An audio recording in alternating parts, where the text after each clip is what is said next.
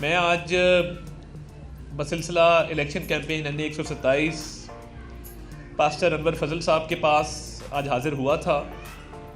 اور ان کی خدمات کو خراج تحسین پیش کرنے کے لیے آئزیک ٹی وی کے حوالے سے جو ایک پوری دنیا میں امن کا پیغام جاتا ہے اور جس طریقے سے انہوں نے حب الوطنی کو فروغ دیا ہے، جہاں جہاں گئے ہیں پاکستان کا نعرہ لگایا ہے، اور نہ صرف کرسچن کمیونٹی میں بلکہ تمام کمیونٹیز کو، تمام جو مذاہب کے لوگ ہیں ان کو اکٹھا کرنے میں اور ان میں یہ جذبہ اجاگر کرنے میں کہ ہم پاکستان سے ہیں، یہ ملک ہے تو ہم ہیں، اور جو کمیونٹی کے حوالے سے خدمات ہیں ہر شعبے کے اندر اس پر بھی بات چیت ہوئی، اور میں نے اپنی جماعت کی طرف سے بھی اس جذبے کا اظہار کیا کہ نہ صرف تحریک پاکستان میں بلکہ اس کے بعد بھی جو کرسچن کمیونٹی کی اس ملک کے لیے سروسز ہیں وہ سنہری حروف سے لکھنے کے قابل ہیں، اور ملک کے جو آرم فورسز کے اندر سروسز دیں،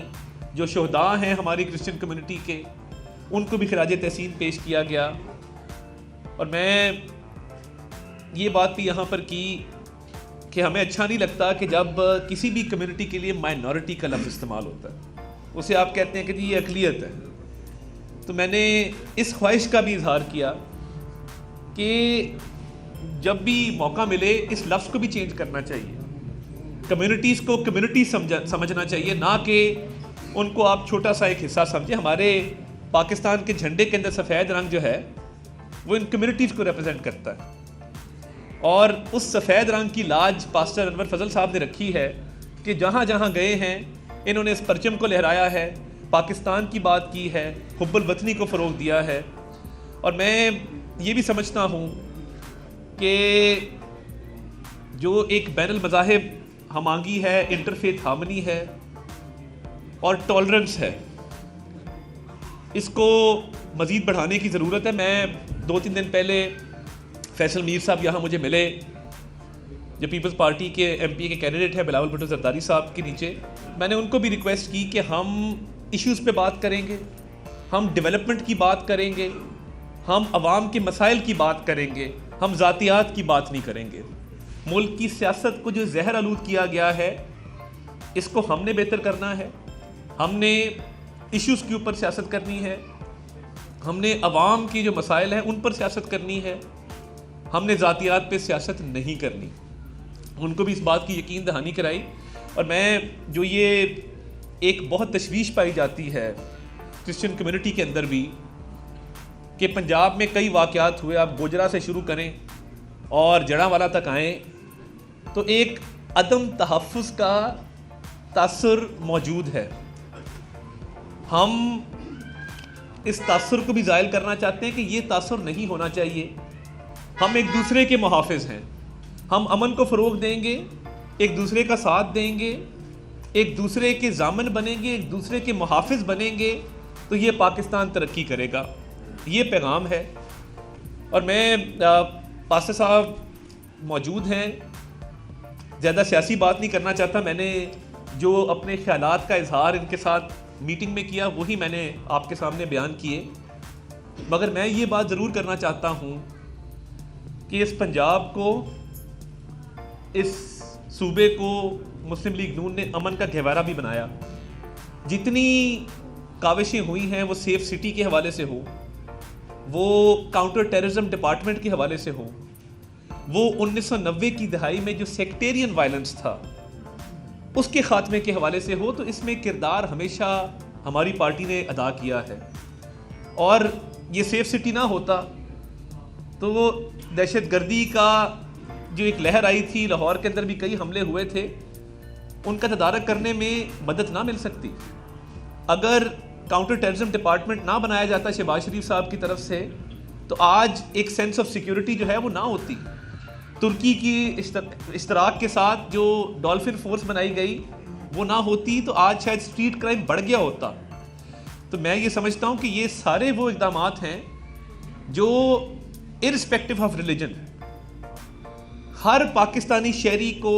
تحفظ فراہم کرنے کے لیے، اس کے جان و مال کے تحفظ کے لیے کیے گئے ہیں۔ اور اس کے ساتھ ساتھ میں یہ بھی کہنا چاہتا ہوں کہ یہ پنجاب میں اگر کسی اور صوبے سے کوئی امیدوار آتا ہے موسٹ ویلکم، ان کا رائٹ ہے، مگر وہ کیا یہ نعرہ لگا سکتے ہیں کہ ہم لاہور کو کراچی بنا دیں گے؟ کراچی والے تو کہتے ہیں کہ ہم چاہتے ہیں کہ کراچی لاہور بنے، کراچی ہمارا شہر ہے، ہمیں عزیز ہے، مگر تعمیر و ترقی کا جو سفر یہاں نظر آتا ہے وہ آپ کو شاید کہیں نہیں ملے گا۔ تو صوبائی حکومت قائم کرنے کا موقع ملا، جس کے چانس میرے جو حریف یہاں پہ ہیں ان سے زیادہ ہمارے ہیں، کیونکہ ان کے پاس ہر سیٹ پہ امیدوار موجود نہیں ہے۔ پنجاب اسمبلی کی 297 سیٹیں ہیں، تو ہم ایک مثبت انداز میں یہاں پہ کیمپین کر رہے ہیں، ڈیولپمنٹ کی بات کر رہے ہیں، ہم جان و مال کے تحفظ کی بات کر رہے ہیں، اور اللہ تعالیٰ نے موقع دیا تو اس حلقے کی تقدیر بھی بدلے گی اور ہم آہنگی کو بھی فروغ دیں گے، اور یہاں پہ ایک جو عدم برداشت ہے اس کے خاتمے کے حوالے سے بھی ہم بات کریں گے۔ تو میں جو انہوں نے پاسٹر صاحب نے میرے سے کمیونٹی کے حوالے سے جو بات کی ہے، وہ ان کے تمام مطالبات بڑے جائز ہیں، بڑی جائز باتیں ہیں، اور جو کچھ رولز کے اندر بھی تبدیلی ریکوائرڈ ہے وہ بھی انشاءاللہ تعالی ہم کریں گے اس کو۔ اور میں نے یہ تجویز خود پیش کی کہ یہ مائنورٹی کا لفظ جو ہے یہ ایک منفی قسم کا لفظ ہے، اس کو بھی چینج کرنے کی ضرورت ہے، مائنڈ سیٹ کو بھی چینج کرنے کی ضرورت ہے، اور اس ملک کی ترقی کے لیے، اس ملک کے مسائل کو حل کرنے کے لیے ہم مل جل کے آگے بڑھیں گے، اور ایک عزم کے ساتھ، ایک حوصلے کے ساتھ، ایک جذبے کے ساتھ اپنے شہریوں کا بھی تحفظ کریں گے، اور اس کے ساتھ ساتھ ان کی زندگیوں کو بھی آسان بنائیں گے۔ تو یہ مطمع نظر ہے، یہ نظریہ ہے، اور اسی کے تحت ہم اس حلقے میں کیمپین میں اترے ہیں، کیونکہ کچھ لوگ رہتے تو ساحل سمندر پر ہیں، مگر ان کے شہر میں پانی جو ہے وہ واٹر ٹینکر مافیا فراہم کرتا ہے، تو یہ بھی ستم ظریفی ہے۔ تو یہاں پہ تو ضرور مسائل ضرور ہیں، میں نہیں کہتا کہ یہاں بالکل دودھ اور شہد کی نہریں بہ رہی، مسائل ہر جگہ ہوتے ہیں، مگر مسائل کے تدارک کے لیے جو ہمت کے ساتھ، حوصلے کے ساتھ جو کوشش کی گئی ہے، جو کاوشیں کی گئی ہیں، وہ تعمیر و ترقی کے قدم قدم پہ آپ کو نشان نظر آئیں گے۔ آپ کا بہت بہت شکریہ جی۔ کوئی سوال ہے تو دیکھیں، میں ان کے پاس حاضر ہوا تھا، انہوں نے ہمیشہ شفقت کی ہے، ہمیشہ ہمارے ساتھ ان کی حمایت رہی ہے، تو یہ ہمارے لیے دعا گو ہیں، اور دعا گو ہونا ہی ہمارے لیے بہت ہے۔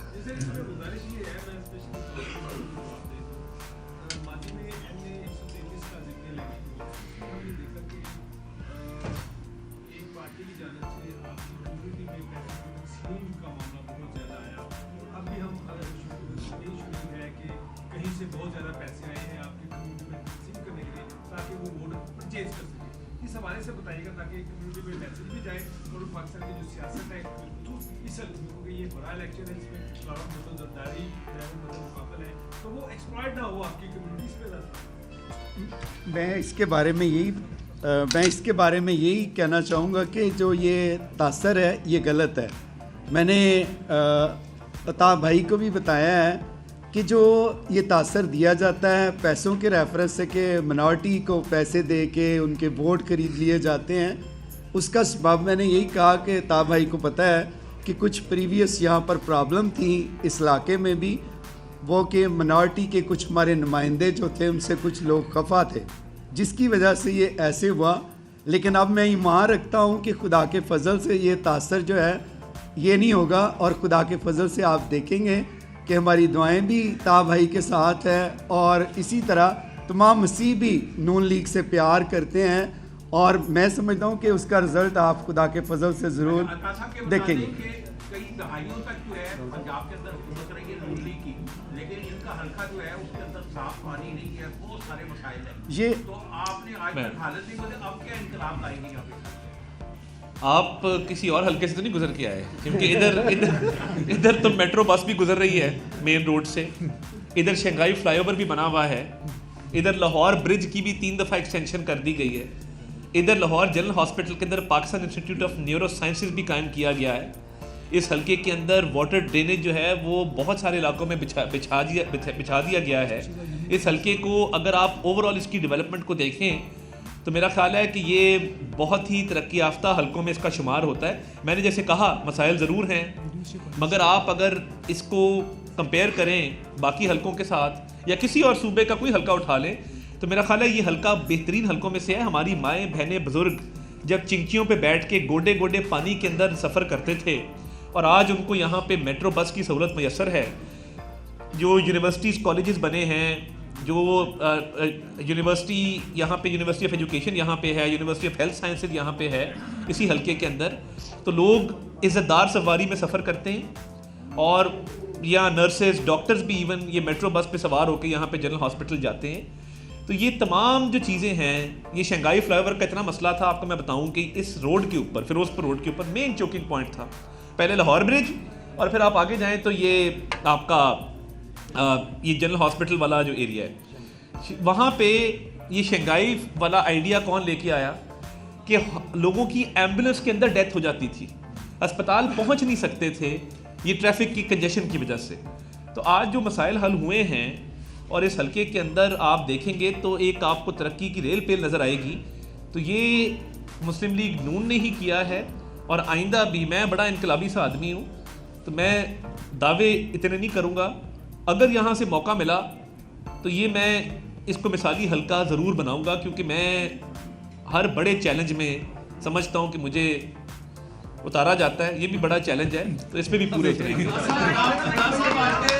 آپ کے اس حلقے میں ابھی تک آپ کو تو گو ہیڈ دے دیا پارٹی نے کہ آپ کیمپین بھی کر رہے ہیں, ملاقاتیں بھی کر رہے ہیں اور آپ نشانے پر بھی ہیں جو اپوزیشن آپ کے جو اپوننٹ جی.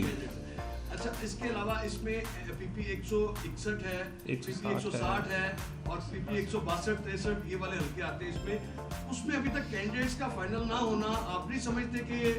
تاخیر ہو رہی ہے اور اس سے پارٹی کو بھی نقصان ہوگا اور موبیلائز نہیں آپ کر سکتے, پراپر کیمپین ہی ابھی تک لانچ. جی, یہ آپ کا اس کی ناکامی ہے, بڑا امپورٹنٹ سوال ہے. اس میں 5 پی پیاں ہیں اس حلقے کے اندر. پی پی 157 ہے, پی پی 160 ہے, پی پی 161 ہے, پی پی 162 ہے, پی پی 163 ہے. تو 160 میں اسد کھوکھر صاحب کیمپین کر رہے ہیں. 157 ہے میاں نصیر صاحب کا حلقہ ہے, والٹن کے کچھ وارڈ ہیں یہ پیکیجز مال والی سائڈ پہ. ہاں, میجورٹی حلقہ اس میں 162 ہے جدھر فیصلہ جلد پارٹی کر لے گی. دیکھیے پارٹی نے اس دفعہ تمام امیدواروں کو قائد نے میاں نواز شریف نے خود بلا کے انٹرویو کیا. کوئی ایسا شخص رہ نہیں گیا کہ جس نے اپلیکیشن دی ہو اور اس کا انٹرویو نہ ہوا ہو. تو مشاورت کا سلسلہ جاری ہے. آج رات یا کل تک پارٹی امیدواروں کی حتمی فہرستیں آویزاں بھی کر دے گی, میڈیا کو بھی ریلیز کر دے گی اور امیدواروں کے نام سامنے آ جائیں گے. پارٹی جو بھی کرے گی بہتر فیصلہ کرے گی. میں ذرا جلد باز بھی ہوں تو میں جلدی کیمپین میں اتر آیا ہوں. تو ایم پی آدمی کے ساتھ تحمل مزاج ایم پی ایز ہونے چاہیے, تو تحمل والے لوگ لے کے آئیں گے جن کا تحمل کے ساتھ اعلان. مزید حالات حاضرہ سے باخبر رہنے کے لیے ہمارے channel I point T V کو سبسکرائب کریں.